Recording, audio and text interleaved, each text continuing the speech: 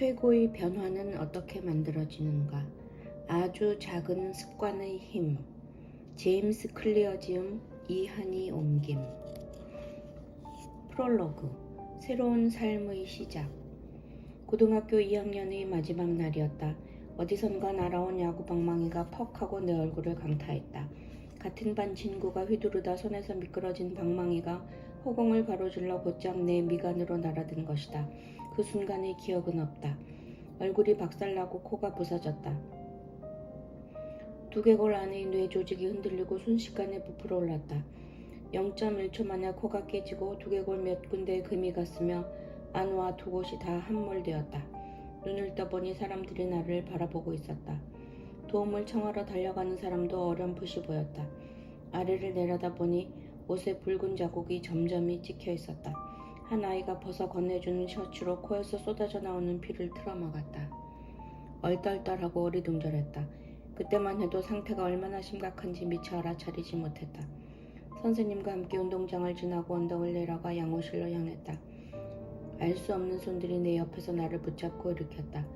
우리의 걸음은 느렸고 꽤 많은 시간이 흘렀다. 이런 상황에서 1분 1초가 얼마나 중요한지 그때는 아무도 몰랐다. 양호실에 도착하자 양호 선생님이 몇 가지 질문을 했다. 올해가 몇 년이지? 1998년이요. 실은 2002년이었다. 지금 대통령이 누구지? 빌 클린턴이요. 대통령은 조지 W. 부시였다. 어머니 성함이 뭐지? 잠시 생각이 멈췄다. 패티. 무심코 입에서 한 이름이 튀어나왔다. 하지만 이걸 기억해내는데 10초나 걸렸다는 사실은 깨닫지 못했다. 이것이 내가 기억하는 마지막 질문이다. 뇌가 빠르게 부풀어 오르고 있었고 앰뷸런스가 도착하기 전에 의식을 잃었다. 나는 학교에서 지역병원으로 실려갔다. 병원에 도착하고 얼마 지나지 않아 내 신체 기능은 정지하기 시작했다. 침을 삼키고 호흡하는 것 같은 기초적인 움직임도 힘들어졌다. 그리고 곧 심정지가 왔다. 내 호흡은 완전히 정지했다. 의사가 황급히 내게 인공호흡기를 씌웠다. 그리고 지역병원에서 다룰 수 없는 환자라고 판단하고는 나를 신시너티의 큰 병원으로 보낼 헬리콥터를 불렀다. 나는 응급실 안에서 실려 나와 헬리콥터로 옮겨졌다. 환자 이송용 침대가 울퉁불퉁한 보도를 가로질러 가는 동안 간호사가 내 가슴을 손으로 누르며 심폐소생술을 계속했다. 막 병원에 도착한 어머니가 헬리콥터에 올라 내 옆에 앉았다.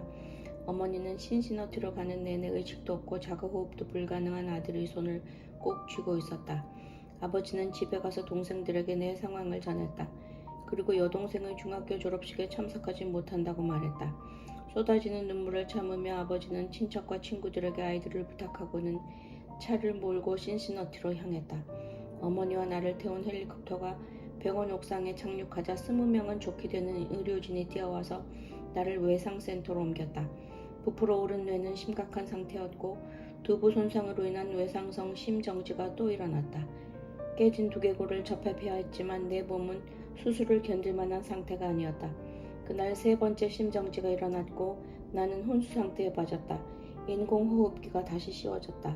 부모님에게 이 병원은 낯선 곳이 아니었다.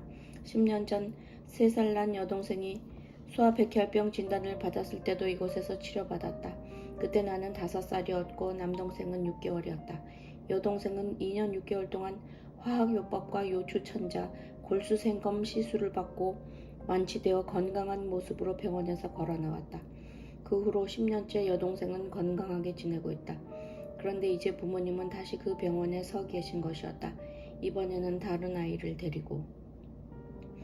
내가 혼수 상태에 빠져있는 동안 병원에서는 부모님에게 신부와 사회복지사를 보냈다. 여동생이 소아백혈병 진단을 받은 10년 전 그날 밤에 왔던 그 신부님이었다. 날은 빠르게 저물었다. 내 몸에 줄줄이 달린 기계들이 겨우 나의 숨을 붙들고 있었다. 부모님은 병상 침대에서 계속 뒤척이며 잠을 청했지만 깜빡 잠이 들었다가도 곧 화들짝 놀라 깨어나곤 했다. 나중에 어머니는 그때 일을 떠올리며 이렇게 말했다. 내 생애 최악의 밤이었어. 다행히도 다음날 아침에 호흡이 돌아왔다. 의사들은 내가 곧 혼수 상태에서 깨어날 거라며 부모님을 안심시켰다. 그들의 말처럼 나는 의식을 곧 되찾았다. 하지만 후각을 잃었다는 걸 깨달았고 바로 검사에 들어갔다. 간호사는 내게 코를 풀어보라고 하면서 사과 주스팩을 열어 냄새를 맡아보게 했다. 후각은 돌아와 있었다. 그러나 코를 풀자 콧바람이 금이간 눈구멍을 통과해 왼쪽 눈으로 나왔다. 눈꺼풀이 간신히 막아주어 안구가 바깥으로 튀어나오지 않았을 뿐 콧바람에 시신경이 뇌까지 딸려 올라갔다. 안과 의사는 공기가 유입되면서 눈알이 조금씩 안쪽으로 들어갈 거라고 말했지만 그게 얼마나 걸릴지는 장담하지 못했다. 일주일 뒤로 수술 일정이 잡혔고 그동안 추가적으로 몇 가지 치료를 받았다. 마치 격렬한 권투시합으로 만신창이가 된 것 같았지만 얼마 지나지 않아 퇴원하는 날이 되었다. 나는 코가 부러지고 얼굴뼈에 수십 개의 금이 갔으며 왼쪽 눈은 튀어나온 채 집으로 돌아갔다. 이후 한 달 동안 무척이나 힘이 들었다. 인생의 모든 것이 정지된 기분이었다. 몇 주 동안은 초점이 겹쳐 보였는데 어떤 물건도 똑바로 보이지 않았다. 한 달 이상 그런 상태가 이어지다가 눈알은 제자리를 찾아 돌아갔다. 하지만 다시 차를 몰 수 있게 되기까지는 8개월이 걸렸고 그동안 경련과 시야 문제가 계속 발생했다. 물리치료를 받으면서 똑바로 걷기 같은 기초운동을 반복해야 했다. 나는 우울해하지 않겠다고 마음먹었지만 종종 침울해지고 낙담했다. 1년 후 야구장으로 돌아갔을 때 나는 내가 얼마나 그곳에서 멀어져 버렸는지 깨달았다. 고통이 몰려왔다. 그때까지 내 인생에서 가장 중요한 것은 야구였다. 아버지는 세인트루이스 카디널스의 마이너리그 선수였다. 내 꿈도 아버지와 같은 프로야구 선수가 되는 것이었다. 나는 몇 달 동안 재활훈련을 하면서 다시 야구장으로 돌아가기를 간절히 바랐다. 하지만 야구장 복귀는 순탄치 않았다. 시즌 중이었고 나는 1군에서 제외된 2군 선수였다. 2군 팀에서도 후보로 밀려났다. 나는 4살 때 야구를 시작했다. 모든 일이 그렇지만 특히 스포츠 분야에서 많은 시간과 노력을 투자한 선수가 후보로 밀려난 것은 큰 굴욕이다. 그날이 생생하게 기억났다. 나는 차 안에 앉아 펑펑 울면서 미친 듯이 라디오 채널을 돌려댔다. 절망으로 1년을 보낸 뒤 3학년이 되어 가까스로 1군에 들어갔지만 후보 선수였기 때문에 경기는 거의 뛰지 못했다. 그럼에도 여전히 내가 위대한 선수가 될 수 있다고 상황이 나아진다면 더 많은 것을 할 수 있을 거라고 믿었다.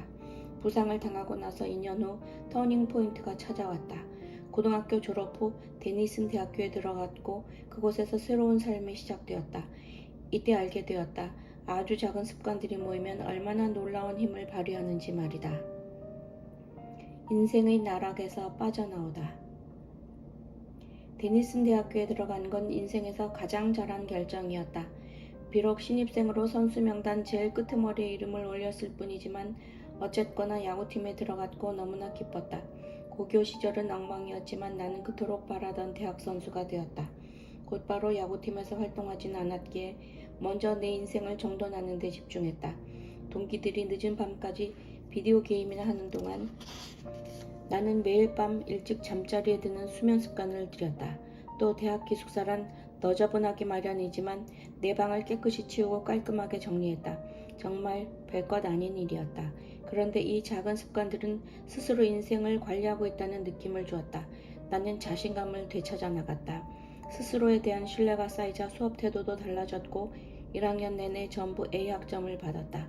습관은 꾸준히 형성되는 규칙적인 일로서 대개 자동적으로 이루어진다. 한 학기가 시작될 때마다 나는 사소한 습관들을 꾸준히 늘려나갔고 이것은 처음 시작할 때는 상상도 못한 결과들을 이끌어냈다. 예를 들면 난생 처음 일주일에 수차례 웨이트 운동을 하는 습관을 들였는데 193cm에 77kg이었던 나는 이듬해 90kg의 탄탄한 근육질 몸이 되었다. 변화는 천천히 이어졌다.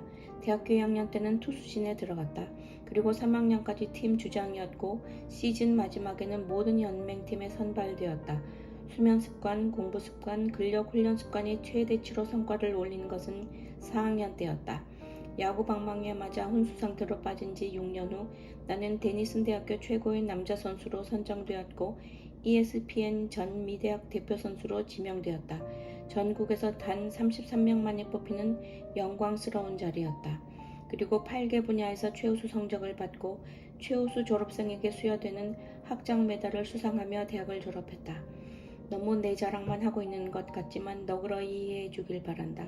솔직히 말해서 나는 운동선수로서는 대단한 업적을 세우지는 못했고 프로선수가 되지도 못했다.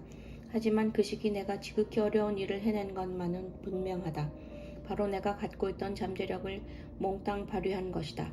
그리고 이 책이 당신의 잠재력도 모두 발휘할 수 있게 도와주리라고 믿는다. 살다 보면 누구나 도전적인 순간들에 직면한다. 내게는 고교 시절의 사고가 그랬다. 그 일은 내 삶에 중대한 교훈을 주었다. 더 이상 아무것도 할 수 없을 것 같았던 그때 조금씩 시도한 아주 작은 일들이 나를 바꾸었다. 사소하고 별것 아닌 일이라도 몇 년 동안 꾸준히 해나가면 정말로 놀랄만한 결과가 나타난다. 우리 모두 인생에서 불행을 겪지만 장기적으로 볼 때 인생은 대개 습관으로 결정되곤 한다. 모두 똑같은 습관을 가지고 있다면 누구라도 똑같은 결과밖에 나오지 않는다. 하지만 다른 사람들보다 더 좋은 습관을 가지고 있다면 더 좋은 결과를 만들어낼 수 있다. 물론 하루아침에 믿기지 않는 성공을 거둔 사람들도 있을 것이다. 하지만 적어도 내 주변에는 그런 사람이 없다. 나 역시 그런 사람이 아니다. 혼수 상태에 빠진 날부터 전미대학 대표 선수에 선출될 때까지 단 한순간도 극적인 전환점이란 없었다. 오랜 시간 수많은 순간들이 지금의 나를 있게 한 전환점이었다. 자잘한 승리들과 사소한 돌파구들이 모여서 점진적인 발전이 이루어졌다. 내가 진일보하게 된 단 한 가지 방법이자 내가 선택한 유일한 방법은 작은 일에서 시작한다는 것이다. 이후 내 사업을 시작하고 이 책을 쓰기까지도 내 전략은 한결같았다.